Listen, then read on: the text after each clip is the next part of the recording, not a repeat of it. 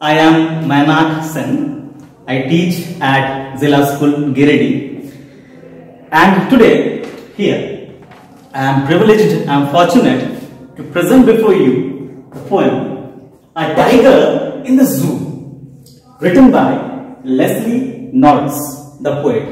देखिए, जब भी स्पेशली कोई पोएम पढ़िएगा, हमेशा एक चीज कम से कम याद रखिए। इसमें दो चीज, पहला चीज पोएम का नाम, दूसरा पोएट का नाम।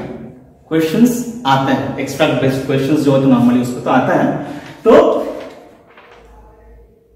अभी जो करंट सिनेरियो है कोविड-19 के चलते, we are in a state of lockdown. Lockdown में हम लोग अभी हैं। लॉकडाउन में क्या हो रहा है? घर से निकल नहीं पा रहे हैं, आम जिंदगी गुजार नहीं पा रहे हैं, कैद है। कोई कोई खुश भी है, हालांकि खुश होने वाली कोई बात नहीं है, लोग मर रहे हैं, लेकिन फिर भी कहते हैं कि when life gives you lemon make lemonade. जब कुछ आपके अनुकूल ना हो तो जो भी है उसी को अपने अनुकूल कर लीजिए। तो लॉकडाउन के बारे में हम क्यों बोले? यहां पे आप एक वर्ड देख रहे हैं, जू। हम लोग भी कहीं ना कहीं एक जू में है, कैद है, लेकिन देयर इज अ डिफरेंस। ये जो जानवर है जो जू में कैद रहते हैं, केज में कैद रहता है, वो अपने भलाई के लिए नहीं कैद रहता है। हम अपने भलाई के लिए घर में हैं और कैद भी नहीं है। We can go out but with restrictions. तो ये जो पोएम है, अ टाइगर इन द जू, जैसे कि मैंने कहा, पोएट का नाम है लेस्ली नॉरिस। क्योंकि आप लोग को विजिबल बढ़िया से सब हम बोल्ड में लिखे हैं, आप लोग ऐसा नहीं कीजिएगा प्लीज। तो लेस्ली नॉरिस जो है, he was a Welsh poet, बहुत बहुत उम्दा लिखते हैं, और जो है दिल को छूता है उनका लेखनी जो है। तो इस पोएम में जो है हम लोग एक कॉन्ट्रास्ट देख पाएंगे। क्या देख पाएंगे? कॉन्ट्रास्ट। अब कॉन्ट्रास्ट क्या होता है? देखिए, मैं ग्रीन बोर्ड के ऊपर व्हाइट चॉक से लिख रहा हूं, मैं ग्रीन बोर्ड के ऊपर कलर्ड चॉक या ग्रीन चॉक से नहीं लिख रहा हूं, क्योंकि कॉन्ट्रास्ट जब ये उभर के आता है। क्रिकेट जब होता है, देखिएगा, एक साइड स्क्रीन होता है। जब लाल बॉल रहता है तो व्हाइट साइड स्क्रीन, जब व्हाइट बॉल रहता है तो ब्लैक साइड स्क्रीन, ताकि बॉल दिखे। जीवन में कंपैरिजन और कंट्रास्ट भी बहुत जरूरी है। तो यहां पे ये जो टाइगर है, एक टाइगर जो जू में कैद है, कंट्रास्ट किया गया है। क्या कंट्रास्ट किया गया है? उसका जिंदगी जो जू में बिता रहा है और उसका जिंदगी जो होना चाहिए था। One that is happening, one that is supposed to be, जो है, जो होना चाहिए। तो जो है, wild animals are supposed to be in the wild, not in zoo. लेकिन दुख की बात है, देखिए, हम लोग अपने खुशी के लिए बेचारे जानवर सबको जो है जू में कैद करके रखे हैं। अब कहीं ना कहीं हम लोग समझ सक रहे हैं कि उन लोग पर क्या बीतता होगा। हम लोग 40 कुछ दिन में तंग आ चुके हैं, तो उन लोग पे क्या बीतता हो, जिंदगी भर वहां बिता देते हैं। पोएम कुछ इस तरह है, सुनिएगा, क्योंकि एक्स्ट्रैक्ट बेस्ड क्वेश्चंस आते हैं, 2 नंबर के क्वेश्चंस तो आते ही हैं। तो जो है, पोएम बिगिंस लाइक दिस।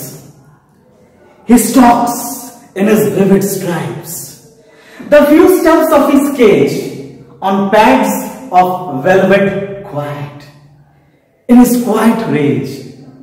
क्या बोले? क्वाइट। देखिए, बच्चे कंफ्यूज करते हैं।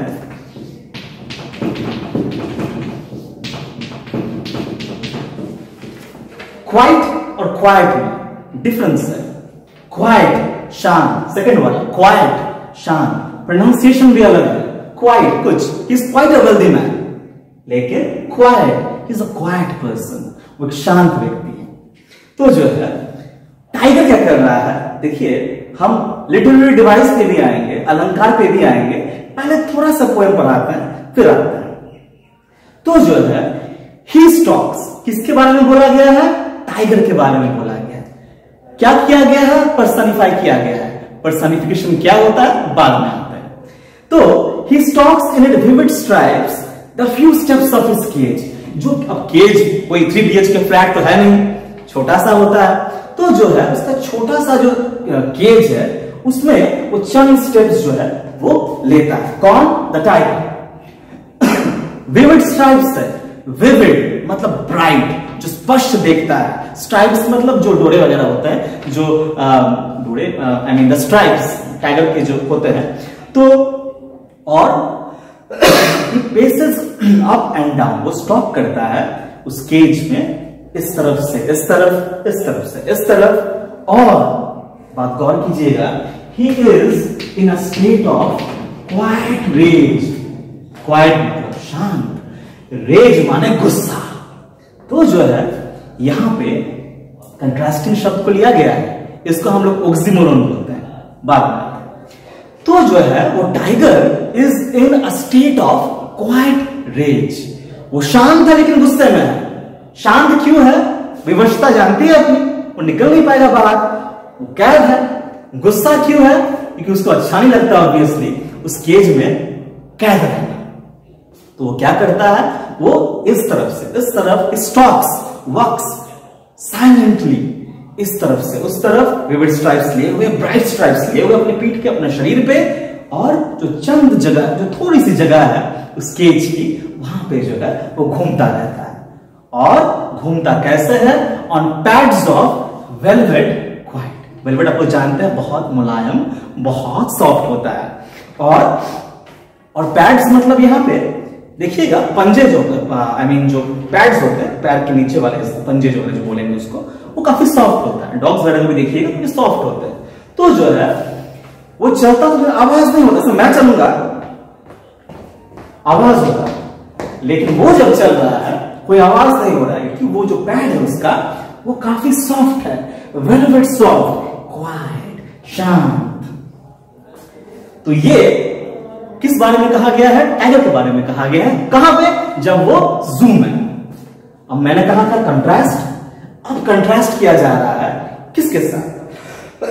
What his life would have been if he was in the wild. He should be lurking in the shadow, sliding through long grass near the water hole where plump deer pass. मेरे हाथ में PDF sheet है, अगर आपके पास किताब नहीं है तो आप जो है इसका मदद ले सकते हैं। Where plump deer pass, तो मैंने क्या कहा, वो जो है वो लर्क कर रहा है, यहां से वहां जा रहा है, चुपके से जा रहा है। कब? जा भी नहीं रहा है, वो जा रहा होता है। इनफैक्ट अगर वो वाइल्ड में होता तो वो क्या करता? वो शैडोज में। अब टाइगर जब शिकार करेगा तो ऐसा नहीं ना कि मैं यहां हूं, आ जाओ तुम्हें खाना है, नॉट लाइक दिस। छुप छुप के जाएगा, वो शैडोज का सहारा लेगा, वो लंबा लंबा ऊंचा ऊंचा घास का सहारा लेगा, क्योंकि उसको छुप के जाना है, उसको जो है अतर्कित जो है वार करना है, धप्पा बोलना है उसको, और से बोलना नहीं है, खा जाना है, वो उसका जरूरत है। तो अगर वो जंगल में होता तो वो क्या करता? He would have slid through long grass, he would have been lurking in the shadow. कहां पे? Near the water hole. कहां पे वो होता है? वाटर होल के पास होता है। वाटर होल माने जहां पे जंगली जानवर शाम को सुबह को पानी पीने के लिए आते हैं, झरना, छोटा सा तालाब। तो वहां पे वो घात लगा के बैठा रहता है कि कब आएंगे, कोई प्लम्प डियर आएगा, कोई चबी सा थोड़ा सा मोटा डियर आएगा और उसको वो खाएगा, हमला करके शिकार करेगा उसका। तो what would have been the case if it would have not been caged? तो वो क्या होता? वो जंगल में होता, वो खुला में होता, वो क्या करता? वो शिकार करता। किसका शिकार करता? प्लम्प डियर का। प्लम्प यानी चबी, प्लम्प यानी थोड़ा सा मोटा। और जो है वो कहां पे बैठ के शिकार करता या कहां पे छुप के शिकार करता? नियर द वाटर होल, जहां पे पानी पीने के लिए आते हैं जंगली जानवर, वहां पे हिरन। कंट्रास्ट हुआ, पहला बोला वो जब केज में है तब वो क्या करता है, दूसरा बोल रहा है कि अगर वो वाइल्ड में होता तो वो क्या कर रहा होता। कौन सा ज्यादा नेचुरल है आप ही बोलिए, केज में कि जंगल में? जैसे कि मैंने कहा था, wild animals are supposed to be in the wild. Next है, he should be snarling around houses at the jungle's edge. वो क्या कर रहा होता? फिर बोल रहा है अगर यूं होता तो क्या होता? तो बोलता है अगर वो बाहर होता, खुले में होता, what would he would have been doing? He would have been snarling. क्या कर रहा होता? स्नॉर्ल कर रहा होता, हल्का हल्का जो है एंग्री आवाज निकाल रहा होता। कहां पे? Around houses at the jungle's edge, edge माने किनारा। तो वो क्या कर रहा होता? जंगल के किनारे में जो घर वगैरह है वहां पे वो मंडरा रहा होता, घूम रहा होता, एंग्री आवाजें निकाल रहा होता। अच्छा, जंगल के किनारे घर की देखिए, हम लोग कहते हैं बाघ शेर शहर में घुसा है, वो लोग शहर में नहीं घुसता है, वो लोग हमारे घर में नहीं घुसते हैं, हम उनके घर को बर्बाद कर चुके हैं, तो वो लोग को हमारे पास आना पड़ता है। तो जो है वो जंगल के एज में जो विलेज है, जो विलेजर्स है, उनको डरा रहा होता। बियरिंग हिज व्हाइट फैंस, वो क्या कर रहा होता? अपना फैंस को जो है दिखा रहा होता। फैंस क्या होता है? सामने का जो दांत होता है, सामने का दांत, ठीक है, उसको जो है वो दिखा रहा होता। और बेयर मतलब BARING, बेयरिंग मतलब शो करना। तो वो क्या कर रहा होता? वो शो कर रहा होता। वो क्या दिखा रहा होता? अपना फैंस, ठीक है, और अपना क्लॉज, वो अपना क्लॉज, अपना फैंस दिखा रहा होता। और ये सब किस लिए? डराने के लिए। किनको? विलेजर्स को। कहा गया है टेरराइजिंग, मतलब ये तमाम चीजें करते हुए वो विलेजर्स को जो है डरा रहा होता। लेकिन क्या ये सब हो रहा था? जी नहीं। क्या हो रहा था? लेकिन but he is locked in a concrete cell, वो लॉक किया हुआ है एक कंक्रीट सेल में। हिज स्ट्रेंथ बिहाइंड बार्स, उसका जो स्ट्रेंथ है, जो बल है उसका, जो ताकतवर शरीर है उसका, कहां पर कैद किया गया उसको? एक कंक्रीट, कंक्रीट में तो जानती है जो ब्रिक्स सीमेंट मोटर वगैरह से बना हुआ होता है, उसको कंक्रीट बोलते हैं। तो एक ठोस एक कंक्रीट सेल में, केज में कैद है एक बाघ, खूंखार, डरावना, जो जब कैद है तो बाहर लोग तमाशा देख रहे हैं। आप लोग को शायद पता हो, कुछ कुछ कंट्रीज में ओपन जू टाइप का, मतलब कैसा है कि इंसान जो है वो केज्ड व्हीकल में जाते हैं और जानवर खुले रहते हैं, सफारी, अफ्रीकन सफारी वगैरह होता है। That should have been the ideal case कि इंसान भाई तुम कैद में रहो, जानवर खुले में रहे, वो तो नेचुरल जो है वो दिखता है। ऐसा थोड़ी मजा आता है, शेर बैठा हुआ चुपचाप, कोई डर नहीं रहा उससे, वो गुर्रा नहीं रहा है। ये शेर जो है, ये बाघ जो है, तो ये टाइगर जो है, एक टाइगर के बारे में हम लोग बात कर रहे हैं, सबके बारे में बात नहीं कर रहे हैं। अ टाइगर, एक टाइगर जो है वो कहां पे है? Locked in a concrete cell. उसका स्ट्रेंथ, उसका बल बार्स के बिहाइंड, बार्स, उसको बार्स कहते हैं, केज, कैद। तो जो है टाइगर कैद है कहां पे? बार्स के पीछे। Stalking the length of his cage, फिर से बोला है क्या करेगा? तो जो केज का लेंथ है, कब इस तरफ से उस तरफ, कब उस तरफ से इस तरफ, वो स्टॉक करता है। वो धीरे कदमों के साथ जो है उस लेंथ को घूमता रहता है। और क्या करता है? Ignoring the visitors. विजिटर्स माने जो जू में लोग देखने के लिए आते हैं, तमाशा देखने के लिए आते हैं, जानवरों को देखने के लिए आते हैं, वाइल्ड एनिमल्स को देखने के लिए आते हैं, जिनका एक पिटीफुल स्टेट है। क्या है? वो बाघ जो है, वो टाइगर जो है, वो क्या करता है? उसका दैनंदिन जीवन इतना बोरिंग है, ही इग्नोर्स द विजिटर्स। वो क्या करता है? वो विजिटर्स को जो है कंप्लीटली इग्नोर करता है। क्यों इग्नोर करता है? Because they don't contribute in any manner. उसे आजादी चाहिए, नहीं मिल सकती। क्या वे उन्हें आजादी देंगे? नहीं। वो क्यों आए? To mock, to humiliate, to have an exhibition. उसको इससे फर्क नहीं पड़ता है। तो वो क्या करता है? वो कुछ तो कर नहीं सकता है। The only thing that he can do is ignore. तो इग्नोर करना होता है। And the last answer, he hears the last voice at night, the patrolling cars, and stares with his brilliant eyes at the brilliant stars. वो क्या कर रहा होता है? रात का आखिरी आवाज जो उसके कानों तक पहुंचती है वो है आवाजें पेट्रोलिंग कार्स का।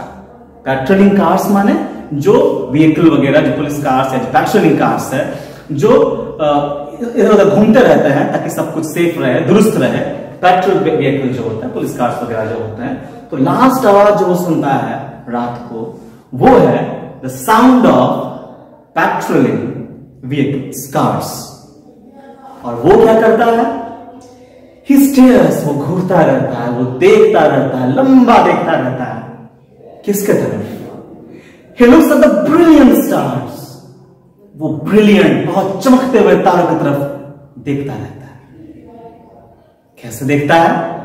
With his brilliant eyes, चमकते हुए आंखों के साथ। क्यों देखता है वो? Because वो जो तारे हैं ना, वो जहां पे होनी चाहिए वहां पर है, आजाद, खुले में, इन द ह्यूज फर्मामेंट, खुला आसमान में, अंधेरी आसमान में, कोई उसे कैद नहीं कर सकता। तो वो तारे जो है, इट प्रोवाइड्स हिम होप। कहते हैं ना कि hope never dies, hoping against hope. इंसान जो है कभी होप गिव अप नहीं करता। तो ये भी जो है, ये टाइगर जो है, हालांकि उसको पता, वो मान लिया कि यही मेरी जिंदगी है, लेकिन वो उम्मीद तो करता है, वो होप तो करता है। और वो होप किस बात का करता है? That one day he would be free, वो भी आजाद होगा उस तारों की तरह।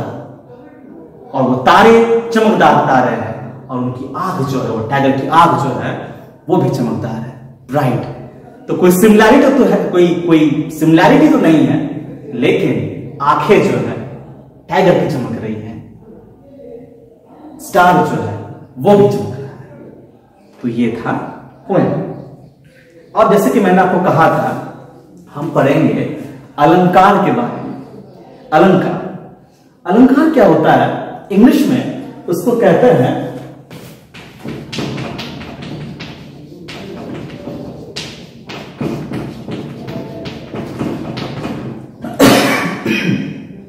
Literary device. क्या कहेंगे? Literary device. बहुत सारे नाम है इसके, figures of speech, poetic device या लिटरेरी डिवाइस। ये बहुत इंपॉर्टेंट क्वेश्चंस आते हैं। आपको एक्स्ट्रैक्ट दे देगा, कोई लाइन दे देगा, बताइए यहाँ पे कौन सा लिटरेरी डिवाइस या पोएटिक डिवाइस या फिगर ऑफ स्पीच जो है यूज किया गया है, बोलना पड़ेगा। तो होता क्या ये चीज? बहुत कोई रॉकेट साइंस है नहीं। आप लोग अलंकार के बारे में सुने होंगे शायद। क्या होता है अलंकार? अलंकार का पर्पस होता है शोभा में वृद्धि, ताकि हम लोग और सुंदर लगे और प्रेजेंटेबल लगे। हम लोग जब खाना बनाते हैं तब हम लोग नमक जरूर डालते हैं, भले कुछ भी डालें, नमक डालते हैं। और आजकल तो फेसबुक और इंस्टा वगैरह पे जब अपलोड करते हैं हम लोग, तो हम लोग ढंग का गार्निशिंग भी करते हैं। वो थोड़ा धनिया डाल दो, थोड़ा मिर्ची लगा दो, सुंदर लगता है। तो सुंदर लगना बहुत इंपॉर्टेंट है, क्योंकि a thing which looks good is equally appealing as its taste। तो जो है अलंकार, लिटरेरी डिवाइस जो है, वो एक पोइट का, वो एक ऑथर का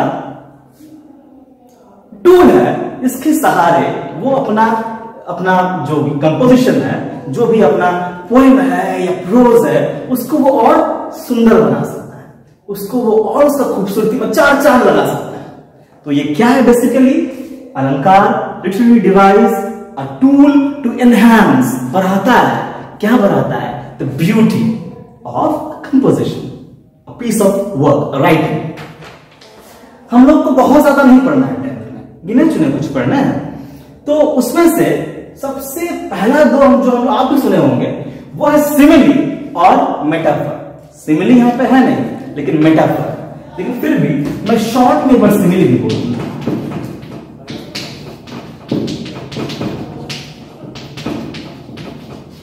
देखिए सिमिली क्या होता है, स्पेलिंग देखिएगा, गौर कीजिएगा स्पेलिंग।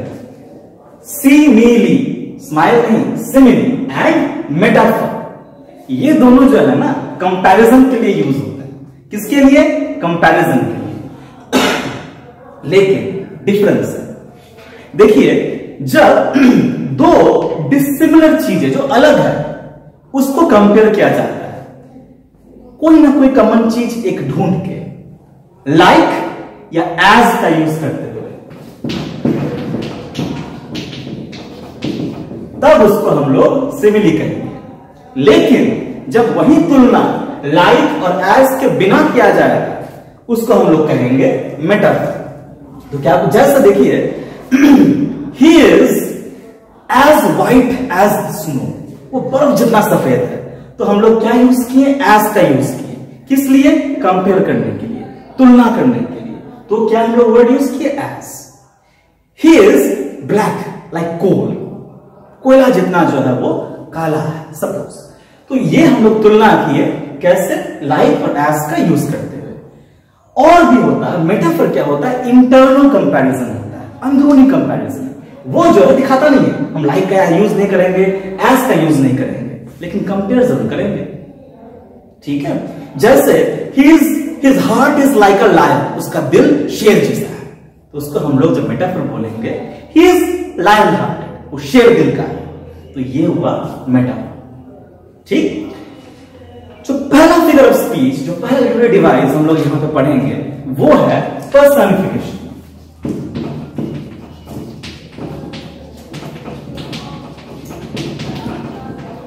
क्या पढ़ेंगे हम लोग, पर्सनिफिकेशन, हिंदी में कहते हैं मानवीकरण। अब ये क्या होता है, ध्यान से सुनिए। जब हम लोग कोई आइडिया, कोई एनिमल, कोई थिंग को ह्यूमन एट्रीब्यूट्स देते हैं, ह्यूमन क्वालिटीज दे देते हैं, उसमें ह्यूमन की गुण दे देते हैं उसमें, तो उसको कहते हैं पर्सनिफिकेशन। जैसे दीवारें चीख चीख के कह रही है, क्या दीवारें जिंदा हैं, लेकिन वो चीख चीख के कह रही है इंसान की तरह, ठीक है।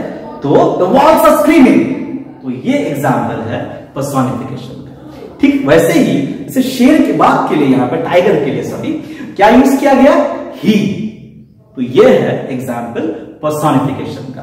पहला लाइन है, he stalks in his vivid stripes, देखिए उसका पहला वर्ड ही, क्या है, वो पर्सनिफिकेशन है, पहला फिगर ऑफ स्पीच जो यूज किया गया है। एक और फिगर ऑफ स्पीच है, वो है इमेजिंग। देखिए एक पेंटर जो होता है ना, वो पेंट करता है अपने ब्रश, अपने कलर्स के सहारे। एक पोइट जो होता है वो कैसे पेंट करता होगा, उसको तो इमेजिन करवाना पड़ेगा आपको। तो व्हाट डज ही डू, वो करता है, he paints with his words, words के माध्यम से आपको वो फील कराता है। तो देखिए जब आप लोग ये पढ़े ना, ये line, he stalks in his vivid stripes, तो दिमाग में क्या चला आपका, अरे बाघ जो है, टाइगर जो है, वो क्या कर रहा है, वॉक कर रहा है। तो ये इमेजरी है, ये आपको फील कराया गया। इमेजरी काफी टाइप के होते हैं, हम लोग को यहां पे काम है विजुअल इमेजरी। कौन सा इमेजरी, विजुअल, जो हमारे आंखों से लिंक है, जो हम लोग के सामने तस्वीर पुट कर रहा है। क्या तस्वीर, टाइगर अपने केज में यहां से वहां मूव कर रहा है। तो यह है एक फिगर ऑफ स्पीच, एक लिटरेरी डिवाइस, कौन सा, विजुअल इमेजरी या सिर्फ इमेजरी। तो पहले ही लाइन में और चंद लाइन्स में जो है हम लोग को क्या देखने को मिलता है, इमेजरी। मैंने आप लोगों को कहा था मेटाफर होता है कंपैरिजन। अब ये कंपैरिजन कैसे, इंटरनल कंपैरिजन, लाइक का यूज नहीं करेंगे, एज का यूज नहीं करेंगे, लेकिन कंपेयर करेंगे। तो कंपेयर यहां पे क्या हुआ है, देखिए, on pads of velvet quite. तो जो टाइगर का जो पैड्स है उसको कंपेयर किया गया है वेलवेट के साथ, वेलवेट के साथ उसके पैड्स का कंपैरिजन। लेकिन आपने कहीं लाइक देखा, आपने कहीं एज देखा, नहीं। तो ये है कंपैरिजन, इसको हम लोग मेटाफर कहते हैं। तो यहां पे थर्ड लाइन में जो है पहला स्टैंजा का, on pads of velvet quiet, हम लोग देख रहे हैं क्या, metaphor. In his quiet rays, ये है फोर्थ लाइन। तो क्या कर रहा है, on pads of velvet quiet, in his quiet rays. दो शब्द जो आपस में अलग है, मीनिंग कंट्रास्टिंग है। क्या बोले, क्वाइट, जैसे यहां पर लिखा था मैंने क्वाइट रेज, ये क्या है, ये है ऑक्सीमोरोन। क्या कहा मैंने, ऑक्सीमोरोन। जैसे द साइलेंस स्क्रीम्ड, चुप्पी चीख उठी, he is a living dead, जिंदा लाश है। तो क्या किए हम लोग यहां पे, जो कंट्रास्टिंग वर्ड्स है उसको पास में रखें ताकि ब्यूटी जो है, इंपैक्ट जो है वो और है। तो यहां पे क्वाइट रेज जो है वो शांत है लेकिन गुस्से में है, शांत मजबूरी, रेज नेचुरल। तो कौन सा यूज किया गया? ऑक्सीमोरोन। तो ये भी एक फिगर ऑफ स्पीच है जो हम लोग यहां पे यूज किए। सेकंड स्टैंजा में आइए, sliding through long grass, hiding near the water hole. ये सब क्या है? फिर से पिक्चर पेंट किया जा रहा है, पिक्चर पेंट किया जा रहा है वर्ड्स के माध्यम से। तो ये क्या है? फिर से इमेजरी। अगर याद रख पाए तो विजुअल इमेजरी, वरना सिर्फ इमेजरी। स्पेलिंग मैंने लिख दिया है imagery. Next, bearing his white fangs, his claws. Sorry, मैंने तो स्किप किया। तो ये था सेकंड स्टैंजा। अब देखिए एक और चीज, एक और फिगर ऑफ स्पीच है एलिट्रेशन।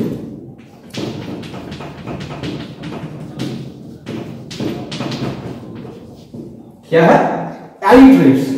ये एलिट्रेशन क्या होता है? जब आसपास के वर्ड्स जो अगल बगल में हो या थोड़ा सा डिस्टेंस हो, उसमें जब थोड़ा सा गैप भी हो चलेगा, लेकिन जो शुरुआती वर्ड्स जो है वो सेम साउंड या सेम वो अल्फाबेट से शुरू होता है, हम लोग उसको कहेंगे एलिट्रेशन। जैसे कि वो बड़ा सा बैग लेके बाजार गया, बड़ा सा बैग लेके बाजार गया, ब ब ब। तो ये एक एग्जाम्पल है एलिट्रेशन का। ठीक वैसे ही यहां पर एलिट्रेशन दिखेगा, प्लम्प डियर पास, पी पी, प्लम्प का पी, पास का पी। तो ये एग्जाम्पल है एलिट्रेशन का। याद रखिएगा, छोटा सा पोएम है लेकिन ढेर सारा फिगर्स ऑफ स्पीच का यूज किया गया है। हम लोग मेटाफर पढ़े, ये यूज नहीं किया गया इस पोएम। मेटाफर का यूज देखे, पर्सोनिफिकेशन का देखे, इमेजरी का देखे, एलिट्रेशन का देखे और देखे oxymoron. Next, he should be snarling around houses. देखिए अब एक और आ रहा है, एक और हीरो की entry.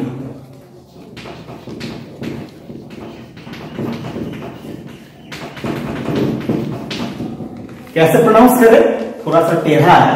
Pronounced as onomatopoeia, onomatopoeia, onomatopoeia. Onomatopoeia नहीं बोलिएगा इसको, ओनोमैटोपिया। ठीक है, तो जो है ये क्या होता है?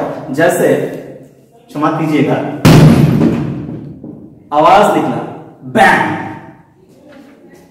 ताली मारेंगे अगर, क्लैप, स्नेक्स। देखिए हम लोग क्या किए, जो वर्ड्स हम लोग देखे यहां पे, words occur in nature, nature में हम लोग को मिलता है बैंग, थर्ड, क्लैप, हिस। तो ये सब वर्ड्स को जो है हम लोग रेप्लिकेट करते ठीक वैसे ही, जैसे कि हम लोग को सुनने में मिलता है, वैसे ही स्नार्लिंग। स्नार्लिंग कैसे कहेंगे? इसको स्नार्लिंग कहेंगे, एंग्री आवाज। तो ये जो है ठीक जैसे सुनाई देता है वैसे लिखा भी गया उसको। तो ये एक एग्जाम्पल है ओनोमैटोपिया का। ओनोमैटोपिया क्या हुआ? ऐसा साउंड जो नेचर में है, जब उसको हम लोग यूज किए, उसका साउंड का बस वर्ड्स बना, उसको कहेंगे ओनोमैटोपिया। वो क्या करता है?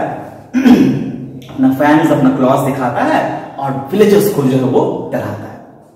आगे जो है, जैसे कि मैंने कहा था एलिट्रेशन, फिर से एलिट्रेशन आ रहा है थर्ड स्टैंजा का फोर्थ स्टैंजा का फर्स्ट और सेकंड लाइन में देखिए, कंक्रीट सेल, कंक्रीट सेल, सी सी, कंक्रीट सेल, कंक्रीट का सी, सेल का सी।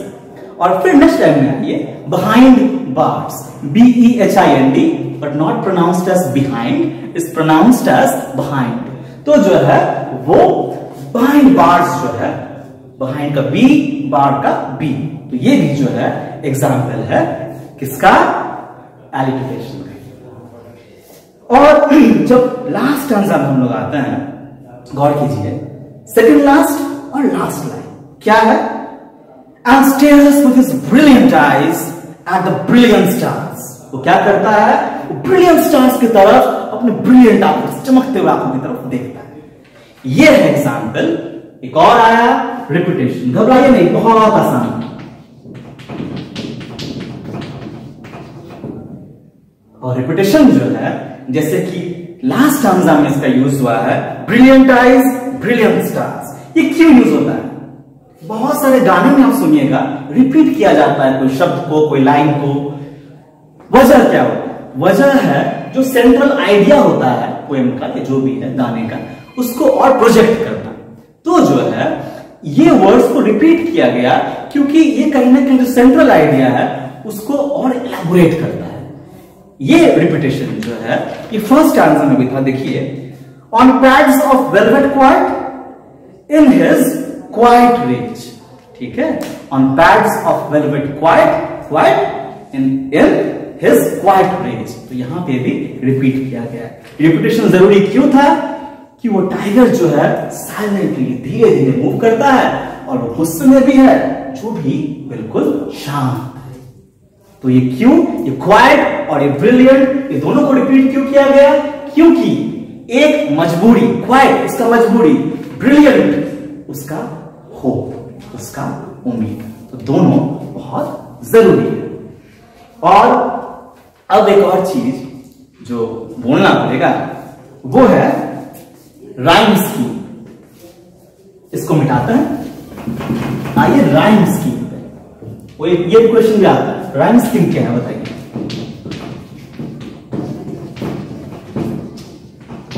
डरिए नहीं, ये भी बहुत सिंपल है। होता क्या है देखिएगा, पोएम्स जो है आप नॉर्मली दो टाइप के पोएम देखते होंगे, एक जिसमें एक रिदम है, पैटर्न है, और एक जो है जो खुला सा है, फ्री सा है। तो ये जो है रिदमिक है, राइम है। ये पोएम जो है, कुछ कुछ पोएम्स बिल्कुल कहानी की तरह होती है, कोई बंदिशें नहीं उसमें, जैसे कि हम लोग बात करते हैं वैसे ही वो पोएट लिखता है। तो यहाँ पे जो है ये इसका एक राइमिंग स्कीम है। आप लोग पहला स्टैंजा में देखिए क्या मिलेगा आप लोग को। लास्ट वर्ड्स देखिएगा हर एक लाइन में, स्ट्राइप्स, केज, क्वाइट, रेज। ठीक है, ये हर पहला स्टैंजा का जो आखिरी वर्ड हर एक लाइन का मैंने बोला। अब देखिए सिमिलरिटी क्या है, जानिएगा। हमेशा पहला लाइन को हम लोग ए माने, तो ये है ए। उससे मिलता जुलता कोई भी आ जाए तो वो भी बन जाएगा ए। इससे स्ट्राइप से मिलता जुलता रिदम पैटर्न आपको नहीं दिखेगा, दिखेगा बी में। सेकंड लाइन होता है बी। बी के साथ आपको कोई मिलता जुलता हुआ दिख रहा है? बिल्कुल दिख रहा है, केज, रेज। तो अगर ये बी है तो ये भी बनेगा बी। तो ए के बाद बी आता है, ये हुआ बी, बी से मिलता जुलता आ गया फोर्थ लाइन, भी बन गया बी, और क्वाइट पड़ा रहा अकेला, तो वो क्या होगा? वो सी। तो ये बन गया पोएम का rhyme scheme, A B C B. आपको कोई एक्स्ट्रा उठा के देगा और पूछेगा राइम स्कीम क्या होता है। आप लोग देख लीजिए, हर एक में जो है राइमिंग स्कीम मोरलेस आपको एक ही मिलेगा। एक में आप लोग थोड़ा सा घबरा सकता है, जैसे बार्स और विजिटर्स जो है वो कैसे सेम है, बट समहाउ मोर और like it is the same. ठीक है, तो जो है ये थर्ड स्टैंजा वाला बात में, फोर्थ वाला बात बोल रहा था, फोर्थ स्टैंजा वाला बात में बोल रहा था। यहां आपको थोड़ा सा कंफ्यूजन हो सकता है। बार्स और विजिटर्स एक कैसा है सर, बट समहाउ साउंड एक जैसा है। अब बाकी सब पैरा इस राइम स्कीम में और एक अलग नॉर्मली नहीं होता है। तो हम लोग राइम स्कीम इसको मानेंगे ए बी सी बी को। उम्मीद करता है समझ में आया। तो एक बार फिर से मैं घूम के अब क्वेश्चंस डिस्कस करूंगा, इंपॉर्टेंट लाइंस के बारे में बोलूंगा और कुछ कुछ वर्ड मीनिंग्स जो अगर हमसे छूटा हो तो। पहला, name of the poem a tiger in the zoo. Name of the poet Leslie Norris. पहला पैराग्राफ, he stops, he कौन सा figure of speech? Personification. What does a tiger do in his cage? ये the question है, क्या बोलिएगा? The tiger stalks or paces up and down the cage. What else does he do? He walks on his feet, on his pads, which are like velvet. What else does he do? He ignores the visitors and at night, during night, he stares at the brilliant stars. वो brilliant stars की तरफ जो है देखता रहता है। तो ये काम वो केज में करता है। नेक्स्ट जो है, why is the tiger in a state of quiet rage? वो quiet rage में क्यों है? मैंने कहा था he is in a state of quiet rage because he can do nothing about his situation, so he is quiet, but he is not happy with the situation he is in. Therefore, he is in a state of rage but quiet. Rage मतलब गुस्सा। Next जो है,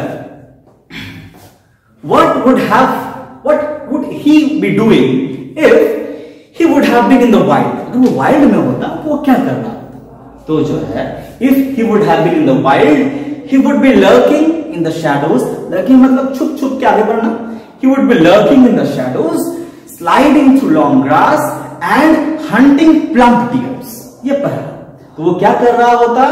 वो लंबे लंबे घासों के पीछे छुपा रहा होता, शैडोज में छुपा रहा होता, और जो है वाटर होल के पास प्लम्प डियर्स, मोटा deer, plump deer, chubby deer का वेट कर रहा होता ताकि शिकार कर सके. What else would he have been doing? He would have been terrorizing the villagers. कहां? Near the edge of the village. जंगल और विलेज जो है, edge of the jungle. And what would he have been doing? He would be baring his fangs. अपना दांत, जो सामने का जो दांत है, he would have been baring, he would have been snarling, and he would have been showing his claws. और villagers लोग को जो है वो डरा रहा होता. ये क्वेश्चन डील हुआ. नेक्स्ट जो है, what was he actually doing? He was in a concrete cell, he was behind bars, his strength behind bars. क्या मतलब इसका? His strength behind bars मतलब he was in no situation to be outside the cage. With all his strength, with all his might, he was just a witness to the show of the people who came to actually visit him, to see him, to watch him. Next जो है, stalking the length of his cage. Also, जैसे पहला stanza में भी दिया हुआ था, he would have been stalking the length of his cage. And most importantly, वो क्या कर रहा था? He was ignoring visitors. Question लग रहा है, why was ignoring the visitors? क्यों? आपको देखने के लिए आप वो घुमाए बैठा है. क्यों? देखिए, वहां पर रहना उसका मजबूरी था. जैसे कि मैंने कहा था, लॉकडाउन में घर में रहना मजबूरी है, लेकिन खुद के लिए. ये वो खुद के लिए नहीं कर रहा था. He was forced to do so. तो जो है, the visitors provided him no hope. They always mocked him. So what did he do? The only thing that he could do, he ignored. वो ignore किया उनको. जो next, what was the last voice that he would be hearing at night? Last voice क्या होता? The voice of patrolling cars. वो vehicles, वो cars जो petrol कर रहा होता आसपास जू के, जो मुआवजा कर रहा होता. Next, and stares with his brilliant eyes. और वो क्या कर रहा होता? अगर ये क्वेश्चन आए, why did he stare at the brilliant stars with his brilliant eyes? Why?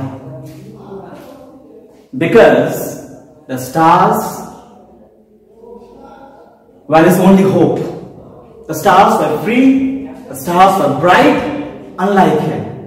He wasn't free, he was mighty, but he was caged. He was helpless. Where? Behind the bars. But their freedom made him hope that someday even he might be free. Or, what is the rhyme scheme? The rhyme scheme is A, B, C, B. The figures of speech used: metaphor, personification, visual imagery, alliteration, repetition. P मिट गया, piazza, और जो है एक यहाँ पे मिट गया, वो था ऑक्सीमोर. क्या था? लिख देते हैं यहाँ पे ऑक्सीमोर. मैंने सबको डील किया था, उम्मीद है आपको याद रहेगा. ठीक है, तो बस आज के लिए इतना ही. हमने आज पढ़ा टाइगर इन द जू. प्लीज कहीं से भी जुगाड़ कीजिए, बुक खरीदिए, पीडीएफ से देखिए. पता सबके लिए मुश्किल है, प्लीज ट्राई और गो थ्रू इट. जब आप सुनेंगे, जब आप देखेंगे, याद रहेगा. और last but not the least, घर पे रहिए, सेफ और पढ़ाई कीजिए. Thank you. दिस इज मैना साइन.